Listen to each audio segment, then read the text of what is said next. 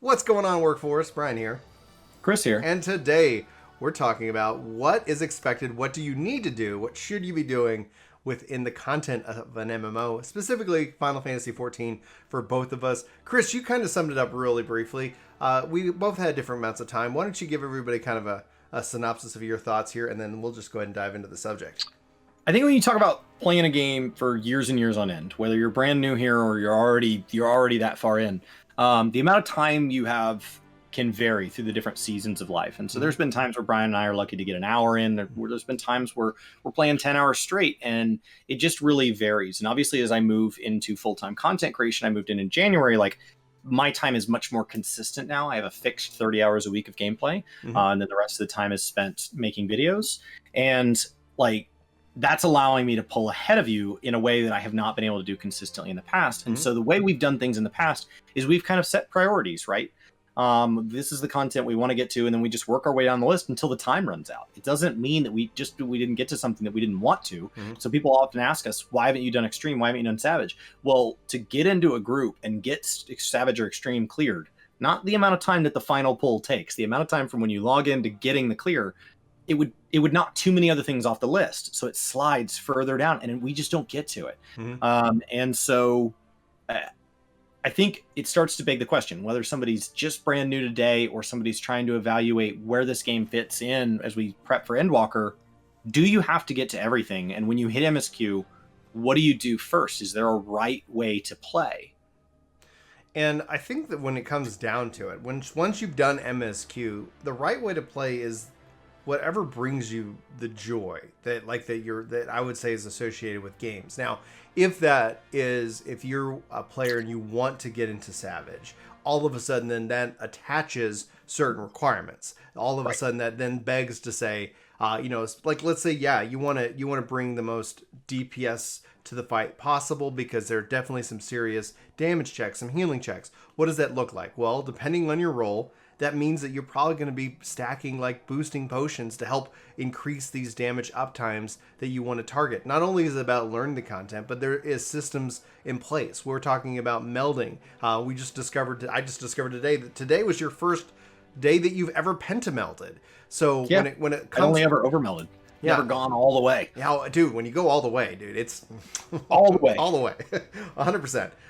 But it's so satisfying when you have all those, and you can't, it's like, no, I can't take any more.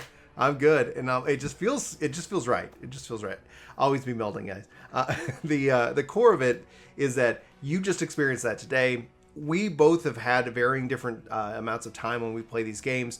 And that time investment to do, we will go ahead and say Savage, if that was your thing, there's a guild requirement, or you have to start crafting some of these things yourself. And that's when, to engage in your personalized goal, it has like subsystems that get attached to it. If you're not doing Savage, well, you probably aren't going to have a need for a continual flow of gil so that you can buy the potions or the materials needed to go ahead and engage in that system. And you can always do that for a profit. Like, none of this is like where you always are running a deficit and you're like eventually like, well, I can't Savage rate anymore, I got to go grind.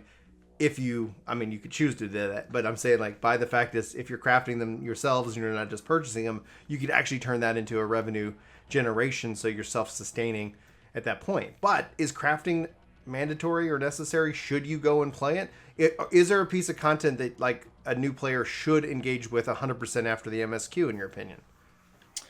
No, I think that it really depends on how you want to engage with the community. So I think the obvious answer, right, to the title and the thumbnail is there a right way to play?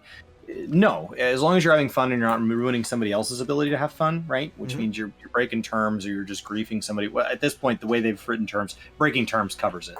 As long as you're not breaking terms, then you're probably fine. Like, knock yourself out. I would say that the difference then comes into how you want to engage, right? So if you want to go into Discords and talk about which job is best, just be aware that people in there are probably going to be comparing them from analytical standpoints, trying to get something objective. So they're going to be comparing things from DPS meters. They're going to be comparing the way party buffs affect the overall healing output, survivability, DPS, all these things, and they're going to be trying to get an objective measure. And so depending on what part of the community you want to engage in, huge portions of this community are going to say that if you don't take the lore seriously, that you can't appreciate a lore-based MMO. And this game is huge. It's a giant theme park, and so lore is very much the main attraction. It's the big shiny ride that you see from the highway as you pull into the parking lot.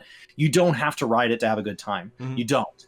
But if you're going to go in there and then you're going to want to talk to people about what your favorite part was, having at least enough of an understanding there that you can relate to them, I think is a valuable tool. And so while you don't have to get all the way to best in slot crafting, having a single crafter leveled up to 20, do Ishgard for an hour is going to cover 60% of what it takes to have just a conversational level of like, oh yeah, so I was crafting the other day and I maxed out my high quality and then I failed my progress bar. What does that even mean? Yeah. Why is that? Why am I supposed to feel bad for you? And so I would say, while there is not a wrong way to play, that if you want to go in and engage with the community, the social portion of an MMO, then I would encourage you to go get your feet wet in any part of the community you want to be a part of. So an Ethis stream, you should probably have watched a little bit of lore. A Mr. Happy stream, you should probably have at least done 1 through 12 normal, so that when he's talking about Savage, you're like, oh, that's different, and I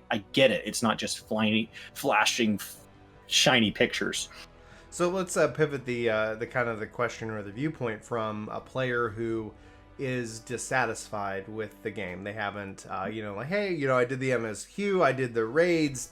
That's my worldview of the MMO. We, not to like call back too much to our Lazy Peon video, but he clearly defines the MMO in the terms of having a really good PvP style game, right? Everybody, I view it from a very social, seeing people out in the open world, whether we're grouping up together or we're just running by and waving at each other. Like, that is my definition, that the fundamental definition of what I view as that the excellence of the MMO as a genre. And so, like, on that note, somebody has that. They've come in. They love the raid. They love the story. Boom, and then they're looking at like, wait, I want more. We've seen that numerous times with a lot of people, players, especially. Hello, refugees. Welcome back to Final Fantasy XIV. Like as people come from other MMOs and they're like, oh man, and then they so dare say, how could they ask for more content in that regards, and what level of expectation should they take into other pieces of the content? You don't like crafting? Have you tried it? Like, what do you think there? I mean, I definitely wouldn't say so. There's kind of a darn if you do, darn if you don't type thing where like if you play the content to completion and then say you don't like it, people are going to say, then why'd you do it? And if you don't play the content and say that you don't like it, they're going to go, well, how can you know? And so there is a little bit of a double-edged sword there where like I think that's where that like tasting the content, getting the 90% of the knowledge out of doing the first 10% of it and then not mastering it gives you at least a taste of, is this for me? You can't say you don't like PvP in 14 if you've literally never zoned in. If you don't even know what the Wolves Den is, that's a problem. But you don't need to go be invited to the invitational. You don't need to spend 50 hours in 120-minute queues, which is only like 6 matches, to decide whether or not you like it. You don't need to try it on every class. You don't need to do, you don't need to win every match. You don't need to play every game type. You can get a feel for it after a handful of matches. And so I think that's fair. If your expectations are so clearly defined on what you will and won't like about a game, you're kind of putting that game in a box. And so if your goal is to recreate the game you came from in its entirety, then nothing's going to be it except that game. And so if you're like, well, WoW 2 expansions ago was my favorite time in WoW, that's all I ever want. Okay, well, new WoW can never be that. WoW from before that can't ever happen again. And 14 can't be that. And so like you're setting yourself up for failure. So when you talk about people that start to put a very specific set of requirements on a game, it can't live up to that. So try to have a little bit of flex and a little bit of open-mindedness. But I think it's also fair to say, but I don't want to have to leave everything behind in my entire life to have this new experience. That's true. And so to get over here and say, okay, the previous game I came from did this one thing really well, and over here I did try it and I find it kind of clumsy. I wish that it had been done as well as that. Maybe not identically, but like can you at least go try that and see how good it could be, and then come up with your version? Because like the market board, for example, is really cumbersome, and we're all about to start engaging with it a lot more as we try to make money for these mounts if we want those mounts. And so anybody that has never done a lot of selling in this game and now tries to may go, wow, I really don't like this. And the moment you push into Guild Wars, oh, that's awesome. The moment you push into WoW, oh, it's awesome. And they're different, but they're both awesome. You've been in EVE Online. Wow, what an interesting system. This kind of jump to hubs. Okay, that's interesting. That's 3 market boards that I enjoy I enjoyed way more than Final Fantasy. So I'm not asking you to copy any of them. I'm just asking you to keep up. Mm-hmm. So then that leads me to the question is that, like, what level of priority does that need to take on, right? Because typically, you know, within any kind of development, there are obviously constraints. In fact, actually, like in a recent interview, I don't think we actually went into detail over this one specifically, but Yoshi P talks about just the challenges of the, like, it's not just a dollar. You can't just like if they could throw dollars at it, Square Enix is big enough that they could throw more, but it's also about the human resources aspect of it. And it leads me, reading that interview, to question how much of like, being that this is ingrained in Japanese culture, is it difficult for them to scale and to compete in that level? Like, how difficult is it from competing with, and like, obviously we don't know how New World's going to go. I've liked what I've seen, but New World is on an engine with a vast amount of resources, but also like, you have a lot of programming talent. In Japan, you have like a Japanese language barrier, you know, that does limit their selection of programmers who are able to go in and create this. Like, how we have English counterparts. They have an LA studio. They have, so I can't imagine right, for voice acting and things like Japanese that to work on the game, but there's definitely priorities. They can't work on everything all the time. Okay. So I think the core fundamental there is priorities. And if their priorities is we don't want to overwork people, or we want to have people that fit into our culture, then the output will suffer. But if their priorities is we want to make a good story-driven thing, that same output could suffer. So I think, you know, it doesn't really matter how they got there, but the math has obviously shown us that the market board hasn't been a priority. Right. The market board wasn't, I mean, I just mentioned WoW's system as a good system, in my opinion. It didn't roll out until 8.3 of the game, okay? So that's more expansions than 14 has had. Yeah. And the rollout was a disaster. So, like, we got room left on the runway here, and WoW didn't roll it out until the last possible second, until Ian had to get on stage and say, we have gotten to a point where we cannot develop WoW any further without addressing this, which means it'd been a pain point for a while. I don't want to see 14 get to the point where they're fixing it as like a hostage negotiation where like the game's going to collapse. I'd like to see them get a little further in front of the ball than that. But it really just depends on the perspective. You know, we have a lot of new faces coming in here. I think one of the things that you bring up that's actually really interesting to see is that we've long wanted changes to the achievement list. We've wanted the changes to fishing, and we're already getting that within patch 5.5. I guess the selfish part of my, like, you know, lizard brain, I think I've heard you call it, or something like that, would love to see more of a little bit more of a roadmap towards some of these, like, because a roadmap, and not that it has to be so detailed, because we know what is coming. One of the things that we have is that you know, we kind of can predict with pretty certainty, like, hey, this is kind of the pattern that they go on. 6.0 is going to seem to change that, because it is the expansion is a finale. But what I'd love to see, because what I would think that would help communicate to the player base, is that we hear you. We know that these are things that we want. We want them to, because they play this game as well.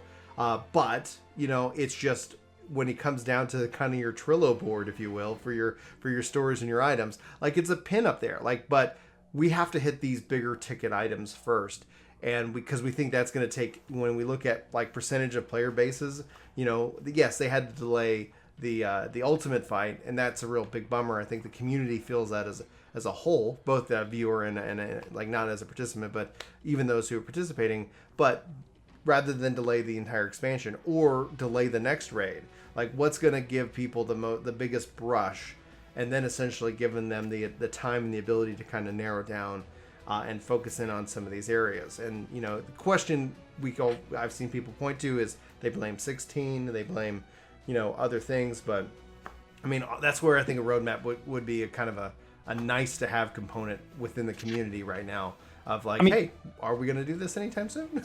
Keep in mind with the roadmap, like, as service games go, 14 is on the better end of communication with their base. Yeah. And communicating more than this is dangerous. It's why we see them pull battle class changes out of the part 2 of live letters and move it to the patch notes. It's because information, it gets people having a single player game that had a launch date originally targeting end of 2021, end of 2022, had not yet been announced during COVID. You got 6 months of delays, 3 months of delays. It doesn't matter because nobody had any expectations. You'd shown a trailer and no release date. It said release date TBD. So you're not in trouble. And so there were people like Cyberpunk that were affected by this and they're affected, but there's a lot of games out there that weren't affected by this. Live service games aren't that. You put a roadmap out in front. Even with Cyberpunk doesn't have room for a 9.1 delay. Yeah. The ultimate getting cut is disappointing people. If this was a series of single player Final Fantasy games, a 3 or 6 month gap, nobody would notice. Cyberpunk is such an interesting example though, because like even if COVID didn't hit, it's clear, even with patch 1.2 that's out, like it's like Cyberpunk 2022, like like that's a good idea of an expectation to have that thing really rocking and rolling. But no, that's a really fair point because it does set expectation, and then like when eggy glamours don't happen, when our ability to free companies summon primals doesn't happen, these are things that like I remember that I'm sitting here like, yeah, man, when that day does come, when we can go fight Ifrit in the open world and have the ability to summon him as a free company, like that would be sick if that ever does come to fruition. Yoshi P still has it on his backlog.